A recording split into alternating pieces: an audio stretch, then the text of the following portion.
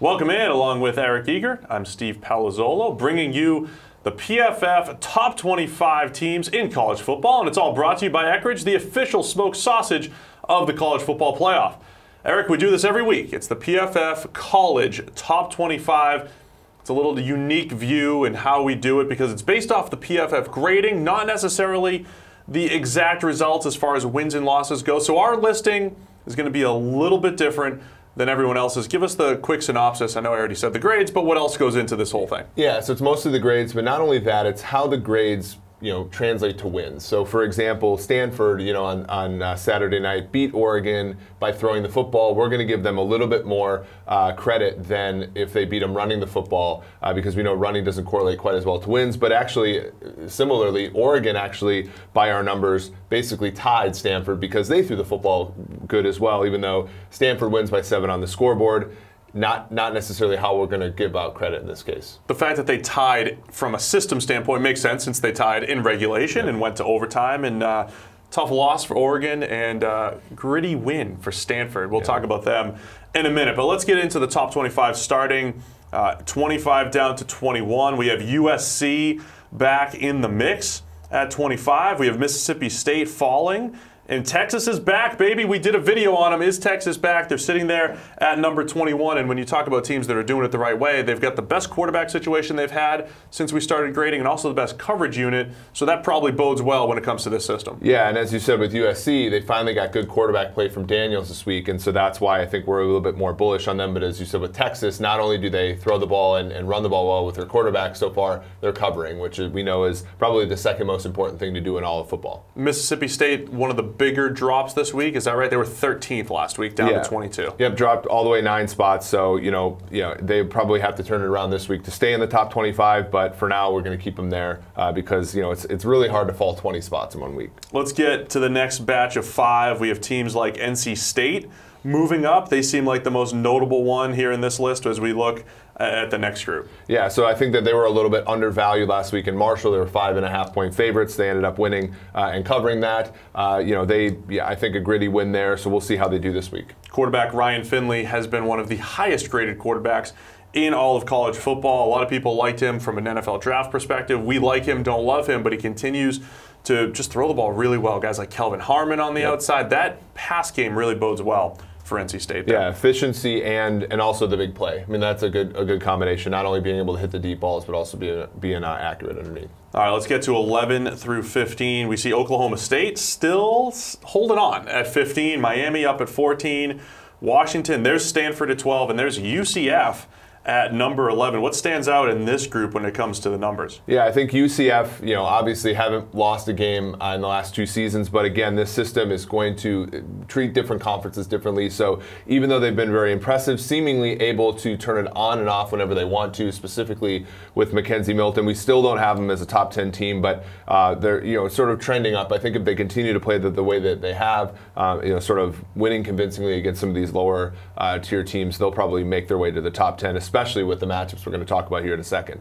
Is Washington going to start creeping up a little bit more? I love their secondary. So again, looking at the things that matter and being able to cover on the back end. Jake Browning, a little inconsistent, from what we've come to expect from him, but that back 7 looking really good for Washington. Yeah, I mean, the issue is you have to score points. You have to score points consistently. So when you take teams like, Arizona and you sort of struggle to meet expectations from the point spread perspective, or, a week ago against Utah, I think those are always going to be the issues. Can they beat the teams like Auburn? The answer was no early in the season. In order for them to continue to creep up this list, I think that they have to be more convincing in the wins, even if their coverage is, as you said, one of the best in the nation. So they have to have better wins in the Pac-12. That makes sense. Let's move to 6. I'm going to go with a delicate touch. Over the treehouse, off the trampoline, through the target. Oh, Boom, beat that. I'm about to. I'm going off the rebound net, off the porch column, straight through the target while I go down the slide. You got no shot.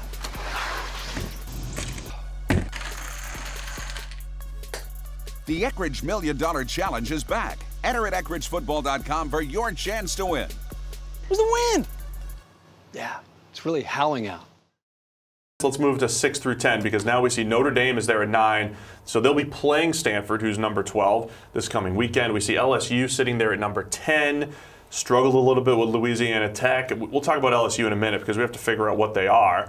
Auburn up there at number 7, even though LSU beat them. We said this last week. Auburn was still ahead of LSU. You've got some explaining to do again. And Clemson at number 6. They're going with Trevor Lawrence, the true freshman. And I think that is going to help quite a bit when it comes to Clemson.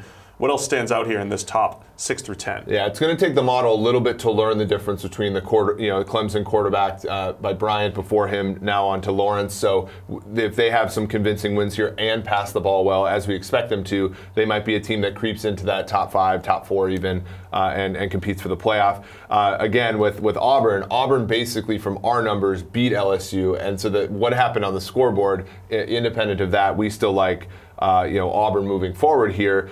One thing that stands out to me is Wisconsin. Very disappointing loss to BYU a week ago. They come back on the road and not only beat Iowa, they beat them by double digits there. So I think the rumors of Wisconsin's demise I think are a bit overstated. So the idea that Wisconsin and Auburn are a little bit higher for us than they are for others because we're not going based off record. Those are the teams we should focus on, right? Like we think that those teams are going to bounce back and have strong seasons despite the win-loss record at this point. Yeah, and one loss in college football now with the playoff the way it is and with the way conference title games are, it's not a killer, right? The way that it possibly used to be, and so we're basically projecting, saying moving forward here, we would probably like Auburn and Wisconsin more than we would like LSU. Thoughts on Notre Dame, Stanford? How important is this game when you have teams that are 9 and 12 going at each other as far as moving up? Like how far up could Notre Dame or Stanford move if they really play well? Again, it's got to be outplaying a team, not just coming out on top on the scoreboard. Yeah, I think if there's a convincing win by either team, that team is in contention, for a top 8, top 5 spot in the rating system, and the other team might fall into the teens, into the late teens, like the 20s. But if they play sort of an even match, they might stay where they are. So it's one of those things where we do find out a lot, but from the rating system perspective, if they play an even game, we might just be right back where we started. All right, let's get into the top 5. Of course, Alabama sitting up the top, pretty far ahead of everyone else as I look at the numbers. Georgia number 2, and it looks like we do have a top 5 matchup this week. Ohio State's number 3 in our system. Penn State's number 5. They're going to be going at it at Penn State Saturday night, so great matchup, Ohio State, Penn State. Yeah, and Penn State, we got a lot of flack for Penn State early because they had a difficult first game of the season, but they've been pretty convincing since. But again, they get this big test with Ohio State. They're at home, so I think they get a little bit of advantage. I think there's something like 4 or 5 point underdogs here. Ohio State, first 3 games without their coach, get their coach back. We're convincing this week. So I think this is going to be one of those that actually does shake it up. If Ohio State wins and wins convincingly, they might be able to leapfrog Georgia here. If Penn State wins and wins convincingly, you're talking about a top 4, top 3 team here. So this is a very, very high leverage matchup. We'll have more on that matchup later in the week, but I find it interesting. Penn State with Trace McSorley, he has his ups and downs, but he can pass the ball. And Ohio State has probably more question marks in their back 7 than they've had in recent years. Nick Bosa's injured. We know how dominant he is off the edge. But at the same time, Ohio State's pass game and Dwayne Haskins, what he's been able to do, incredible. We could see a shootout between Ohio State, Penn State. Oklahoma, how much did the Army struggle really hurt them? Yeah, it dropped them a spot, and it certainly allowed a team like Ohio State getting their coach back, as you said, playing really well in the pass game, leapfrog them. I think also what it makes it do is a team like Alabama, with the passing game with Tua Tagovailoa, he just extends the difference between a team like that and a team like Oklahoma. It doesn't appear to me that Alabama can be taken and given a game by a team like Army the way that Oklahoma has, and so that's I think what this really stands out to me. Triple option, always tough to prepare for, even if you are Oklahoma. So there you have it. It's the PFF College Top 25 after 4 weeks of action. It's all been brought to you by Eckrich, the official smoked sausage of the College Football Playoff. And don't forget to pick up Eckrich smoked sausage at your local grocery store for this weekend's tailgate or homegate party. And be sure to visit EckrichFootball.com for more great game day recipes and to enter their season-long $1 Million Challenge.